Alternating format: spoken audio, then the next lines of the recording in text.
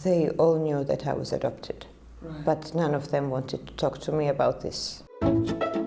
Today my guest is Tamuna Museridze. She's the founder of VetZep, I Am Searching, an organization helping people search for their missing relatives.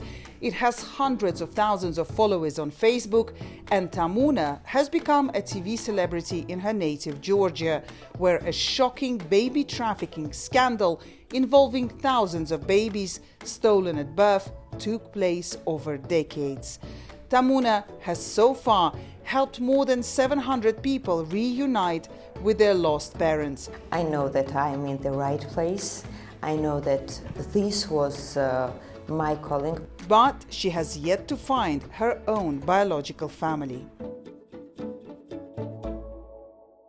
Tamuna Museridze, it's so amazing to catch you and to have you as one of the guests in my show, which is called the Reme Show. It's my initials. First of all, you are among the 100 most influential women named by the BBC. Yes. Congratulations. Thank you. What was your reaction? How did you find out, and what was your reaction when you found out about this? Well, to tell you the truth, firstly, when I found out my name in this list, I didn't know what to think because I didn't quite know what it meant because none of the Georgian women had ever been in this list. So it was quite shock. And I was calling my friends. I was calling Nino, who is working with BBC, and I was asking her, what does this mean? And so what will happen? And then when all the televisions and all the journalists started calling me from all over the world, I found out that it was incredible thing. So I was in the center of the world interest. And fantastic. So you were getting phone calls from journalists around the world? Yes. From Italy, from England, from USA. So it was amazing. And of course, it attracted attention to what you do. Yes, for sure. Because that is, and this is what we want to talk about. Yes. You are the founder of VetZep. Yes, I'm searching for. It's a Facebook group that in a way kind of became a movement or is becoming a certain movement with a huge number of people in that group. What are people searching for? Who are they searching for? Most of the people are searching for their children because those children who were stolen and who were adopted, still don't know that they are adopted because by the law of the Georgia, adopted children don't have the right to know about themselves, to know that they are adopted and to get their documents. So mothers found out that their children were not dead and started searching, and well, children are now trying to find the truth about themselves. And we're talking about thousands of Georgians who were affected by this massive, scandalous child trafficking that was taking place in this country beginning from the 1970s. How did you come to set up the group? Well, the reason why I made this group was not just searching. The reason was that adopted children don't have some psychologists therapy, and there are some centers in Georgia where they can meet each other and talk about the problems. So the main reason was just to gain together these children who wanted to talk to each other and to share some vibes and some informations, and because we don't at the beginning like a community, you wanted to create a community. Yes, and because at the beginning when I found this group, adopted children didn't know where to go to get their information, so we just were sharing information and talking to each other. And before and then one case happened. We found a boy who was whose mother was told that her child died in the maternity house, and when we found this woman, she didn't believe us that this was his boy, because she was saying that my good mother was the gynecologist who was working in maternity house and she wouldn't do this to me. So in after 1 month of begging and asking her to make DNA test, she was refusing because she didn't believe us. She made this DNA test and the answer was positive, and it was quite an explosion in Georgia When was that? 3 years ago. So the mother who she didn't want She to hear. gave birth in 1981, and her good mother, who was working in the maternity house, told her that her boy died, and she sold this boy, and we found this woman, and she didn't believe us at first. But who contacted the group first? Was it the boy? No, or- his wife. Ah, right. Yes, his wife was looking for her husband's mother, and she contacted us, and we helped her in investigation.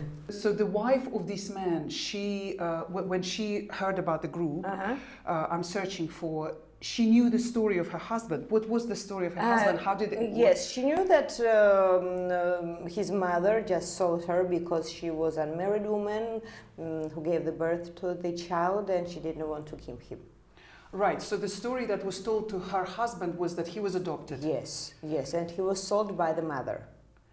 Right. So Yes. he lived with this huge trauma for all these years, and I mean, I cannot even imagine. How did you find his biological mother?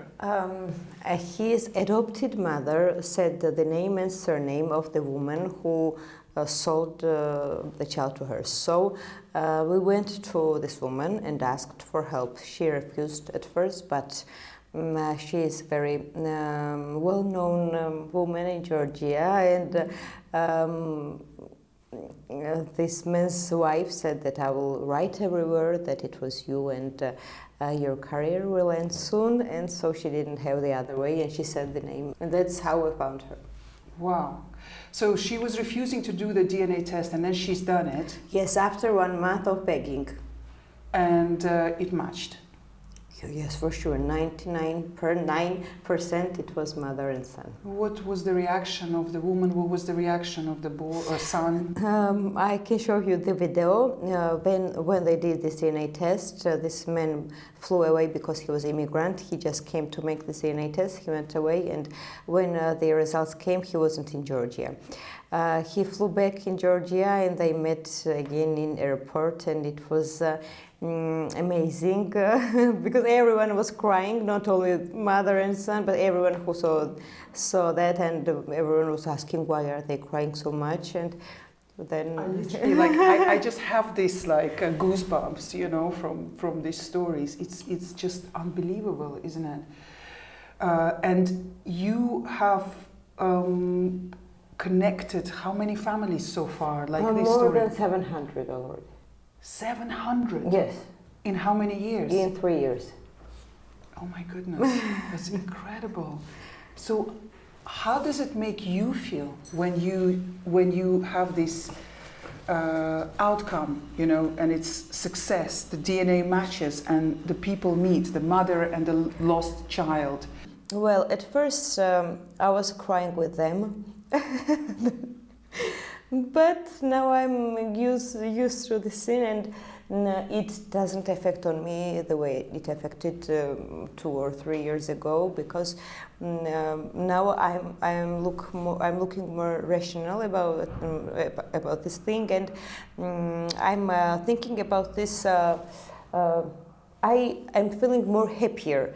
2 or 3 years ago, I wasn't feeling like this, because I was thinking about myself, and I was thinking that why can't I find my parents, and why can't I share this happiness? But now the main thing for me is to make these people happier, because I'm sure that if I more effort yes, into them, this energy will come.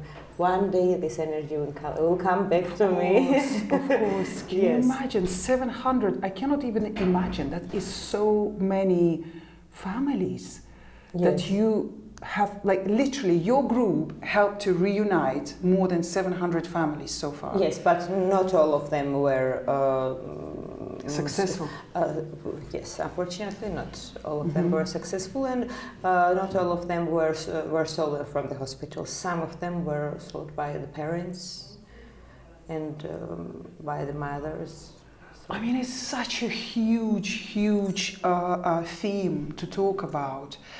But I want to go to your story now, because you've mentioned, and I guess it all started with you Yes. discovering that maybe the parents who raised you were not really your parents. Can you tell us about your story, like with the timings? When was it?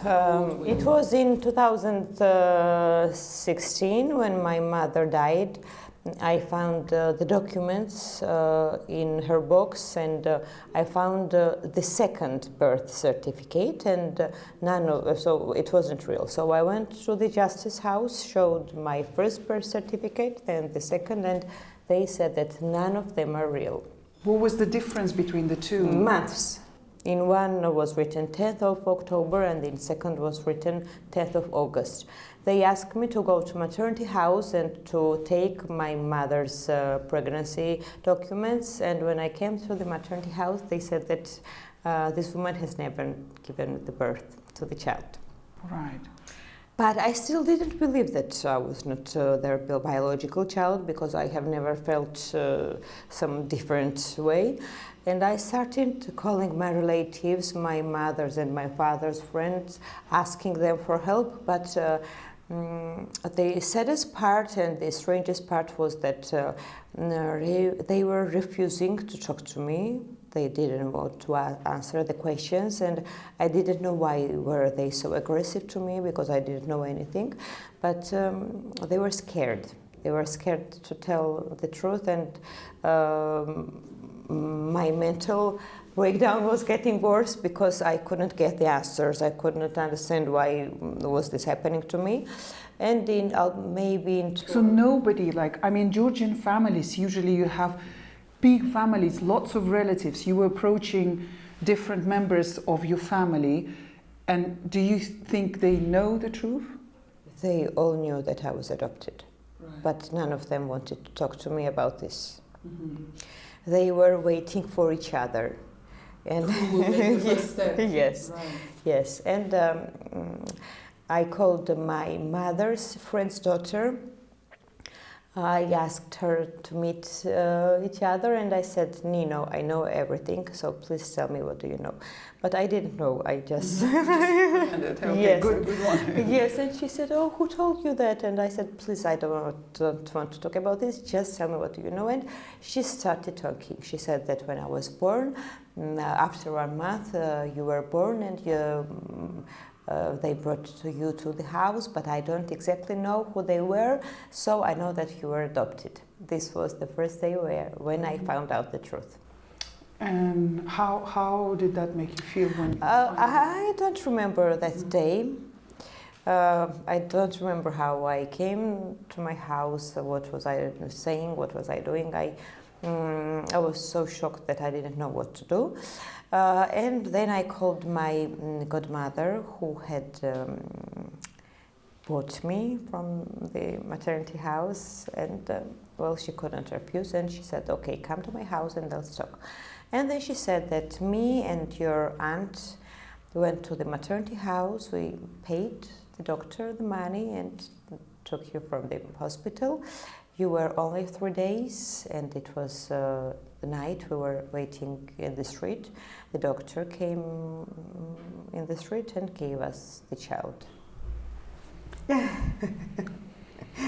Yes. Did she say which maternity hospital? Yes, second maternity house, but both of them, my aunt and my godmother, are saying that they don't remember the name and surname of my biological mother, and they are saying different dates of my birthday, so I still don't know when my birthday is, and I still don't know. But if she said you were 3-day-old baby, yes, do they remember the date when they brought you to the house? They don't. And it was, or maybe, who knows? Yes, they are saying that they don't remember.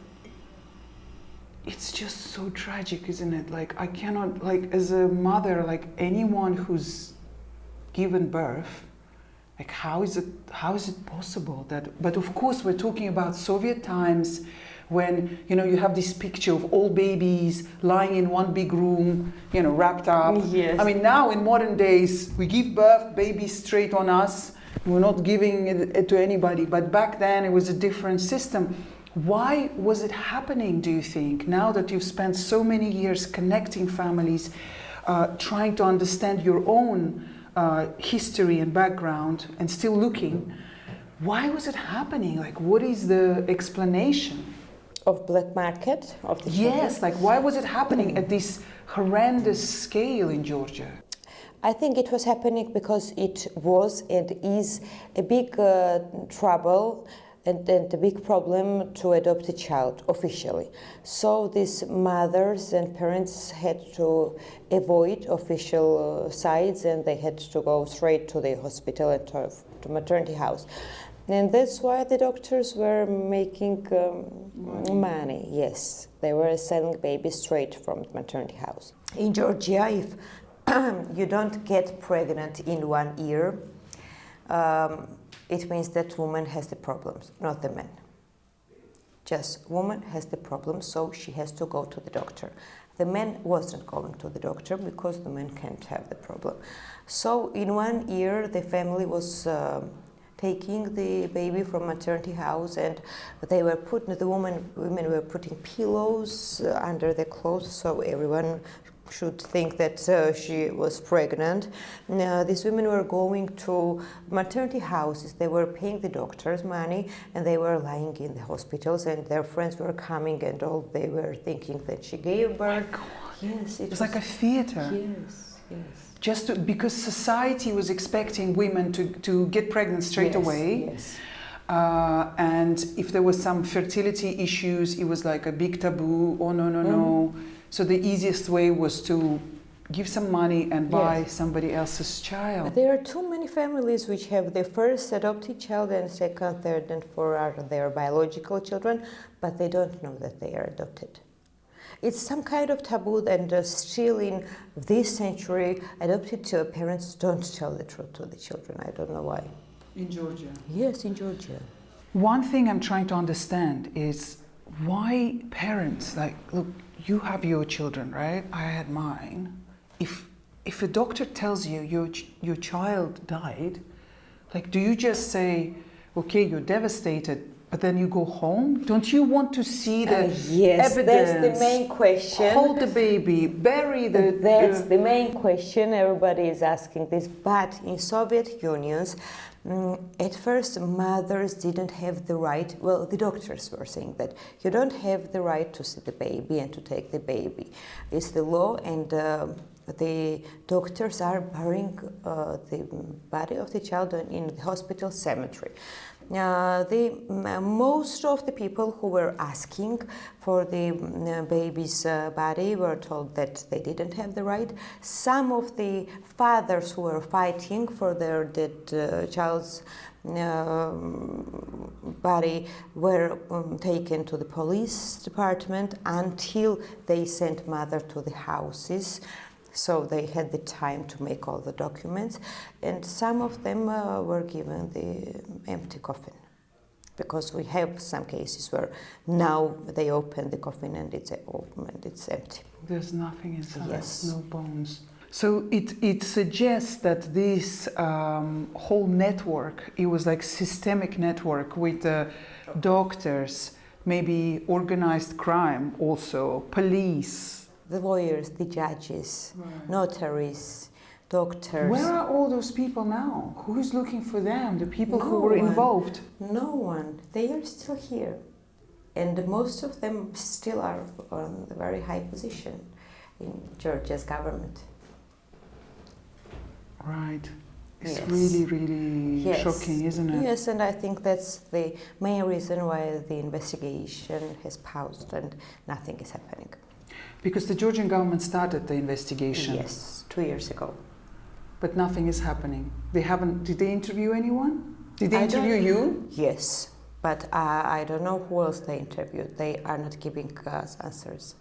They are not talking to anybody. How do you think this issue should be dealt? Like what if you had if it was in your power, how would you do it?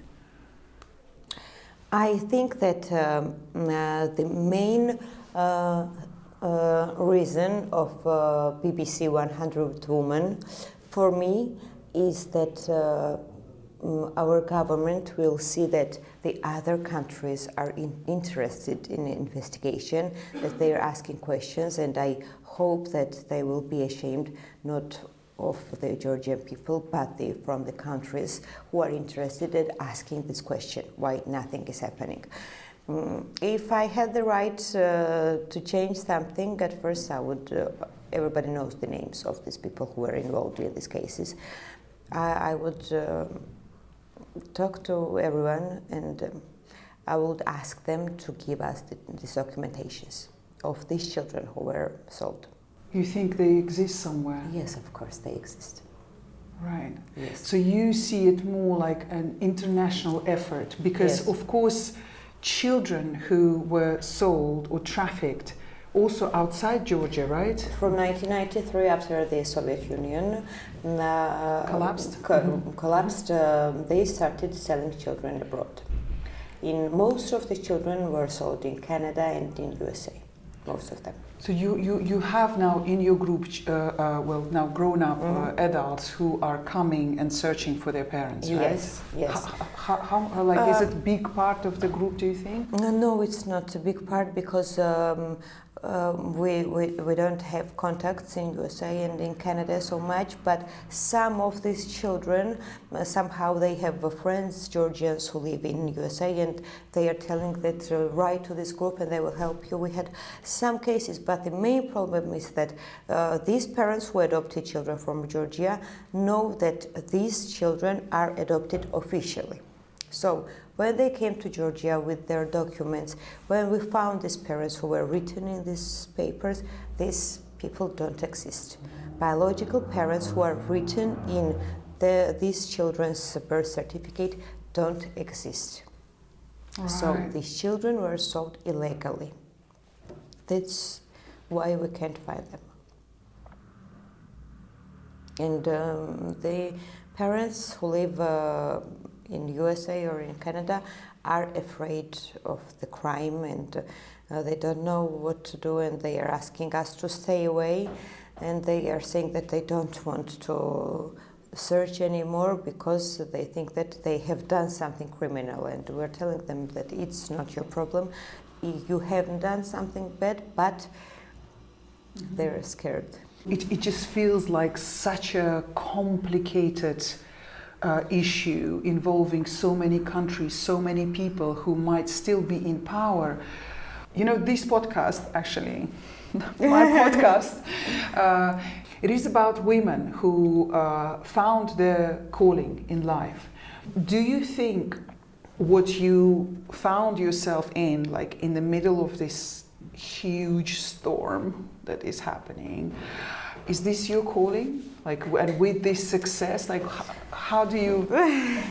Well, you know, at first I wasn't thinking that it was my calling, and I didn't like the life I am living now, because 3 years ago I was living a very happy life. I was meeting with my friends. I was not only TV host. I was working as concert host. I was working in restaurants in Georgia, singing, dancing, and having a good time. And 3 years ago, my life has changed. Did you set up the group 3 years ago? Yes, yes. And before that,